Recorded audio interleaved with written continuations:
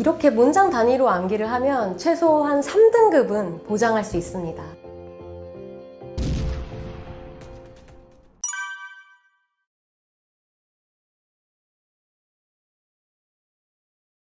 네, 안녕하세요. 저는 현재 고등학교에서 영어를 가르치고 있는 교사 진혜수라고 합니다. 이토록 심플한 영문법이라는 문법 개념서를 집필하였고요. 이 책은 문법을 오랫동안 배워도 늘 어려워하는 학생들을 위해서 중고등 영문법 120개 필수 개념을 표로 간결하게 정리한 그런 교재입니다. 또한 유튜브 헬스토리 영어 채널을 통해서 이 교재에 대한 개념 설명을 포함한 이런저런 문법 위주의 강의 영상을 꾸준히 올리고 있습니다.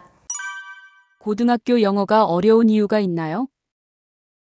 네, 가장 큰 어려움은 아이들이 학습 방식을 완전히 바꿔야 된다는 점이에요. 중학교 때는 시험 문제가 좀 단편적인 지식을 묻는 것들이 많습니다. 그래서 아이들이 그냥 지문을 이해하지 않고 어느 정도 암기만 해도 자기가 원하는 결과를 얻을 수가 있었을 거예요. 그런데 고등학교에서는요, 좀 더 깊은 이해와 심화된 그런 사고력을 요하는 문제들이 많습니다. 따라서 기존의 방식으로 학습을 했다가는 아이들이 좌절하게 되는 경우가 많아요. 그런데 이런 변화를 아이들이 깨닫지 못하거나 뒤늦게 깨닫게 된다 해도 어떻게 방법을 바꿔야 되는지 몰라서 어려움에 부딪히는 경우가 많습니다. 결국 학습 방식의 전환 실패, 즉 변화된 평가 방식에 맞는 공부 방법을 찾지 못하는 것이 가장 큰 문제점이라고 보여집니다. 중학교 공부 방법이 고등학교에서 통하지 않는 이유는 무엇인가요? 크게 두 가지 이유 때문인데요. 첫 번째는 시험 범위의 차이 때문이에요. 중학교 때는 시험 범위라고 하면 교과서 본문 두세 과 그리고 거기에 포함된 듣기 말하기 스크립트 정도일 겁니다. 그런데 고등학생이 되면요, 이 교과서 본문은 물론이고 추가적으로 외부 지문들이 들어옵니다. 이 외부 지문이라고 하면 모의고사 기출문제가 될 수도 있고 아니면 다른 문제집의 지문들이 될 수도 있어요. 이렇게 방대한 양의 시험 범위가 주어지기 때문에 아이들이 암기만 해서는 좋은 결과를 얻기가 어려워지죠. 실제로 암기하기가 불가능하기도 하고요.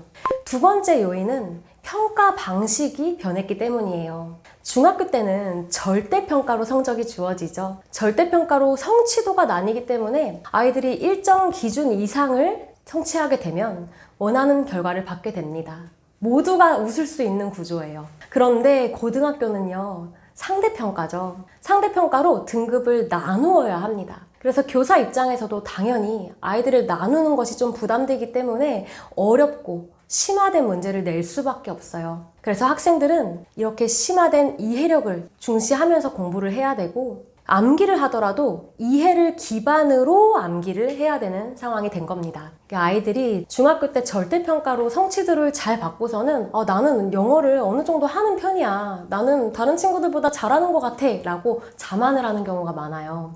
그런데 고등학교가 되면요, 지문 난이도 그리고 이 흐름을 찾기가 굉장히 어려워집니다. 다른 친구들도 똑같이 다 엄청 열심히 하거든요. 이런 상황에서 그냥 겉에 있는 모습만 수박 겉핥기식으로 암기만 열심히 했던 친구들은 이해력과 깊은 사고력이 없으면 이 기존의 성적을 받지 못하게 되어 있어요. 모의고사는 또 전국 단위의 싸움이거든요. 내가 우리 학교에서 좋은 성취도를 받았다고 해서 이게 내가 전국적으로도 정말 1등급 안에 들 수 있는 그런 성적인가? 내가 전국 단위 시험에서 90점 이상을 받을 수 있는 성적인가? 이거는 전혀 다른 영역이라고 보여집니다.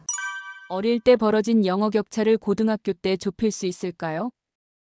저는 우선 극복 충분히 가능하다고 생각을 합니다. 물론 영어 유치원을 다녔거나 어렸을 때부터 영어 환경에 많이 노출된 학생들은요, 영어에 대한 거부감이 적어요. 듣기, 말하기 이런 거에 있어서도 훨씬 유창할 가능성이 큽니다. 그런데 다행히도 우리 지금 이 수능이라는 제도 그리고 내신이라는 제도는요, 그렇게 유창성만 평가하지는 않아요. 아이들이 정확성도 있어야 되고요, 깊은 그런 지식을 이해할 수 있는 사고력까지도 있어야 됩니다. 따라서 유창성만 가지고는 이 시험에 적합한 능력을 가졌다라고는 평가할 수가 없어요. 따라서 기존에 이렇게 어렸을 때부터 많은 영어 환경에 접할 수 있었던 아이들이 물론 습득하기에 유리하고 거부감이 덜 있는 채로 영어를 학습할 수 있는 건 사실이지만 어느 정도 아이들이 직접 독해 지문을 분석하고 학습하면서 추후에 차차 쌓아 나가서도 이 대한민국 영어 시험에서는 충분히 잘할 가능성이 있다고 봅니다.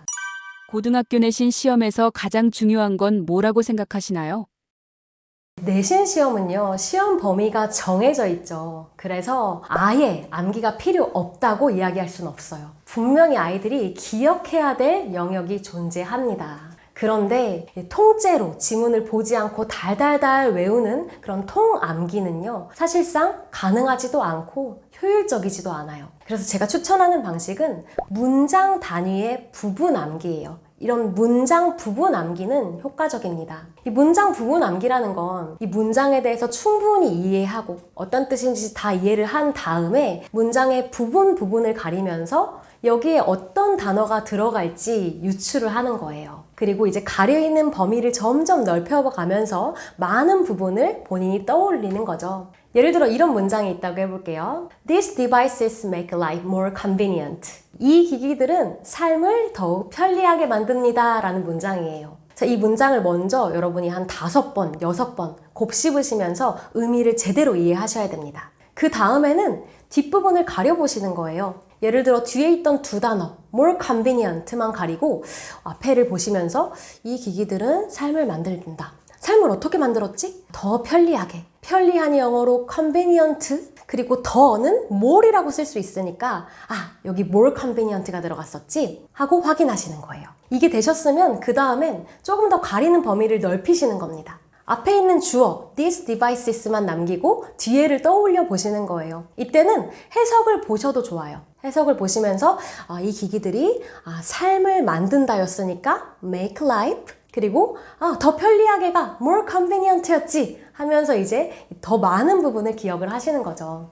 이때 중요한 건요, 모르겠으면 너무 스트레스 받지 마시고 계속 손 치우면서 확인하세요. 맞다 이거였지 하는 이 과정을 반복하시는 것이 핵심이에요. 제가 방금 말씀드린 이 문장은 제가 실제 가리키는 고2 학생들의 시험 범위 문장인데요. 저는 이 문장을 일부러 달달 외우려고 한 적이 없어요. 그런데 수업 준비를 할 때 한 번, 그리고 수업을 제가 4반을 들어가거든요. 이 4반의 수업을 할 때 각각 한 번, 그리고 시험 문제를 출제할 때 한 번, 이렇게 총 6번을 문장을 제대로 깊게 한번 분석하는 시간을 갖습니다. 그래서 저는 학생들한테도 똑같이 이야기해요. 너희 시험 범위에 있는 모든 내용들은 5번, 최소 5번은 제대로 한번 곱씹어 봐야 된다.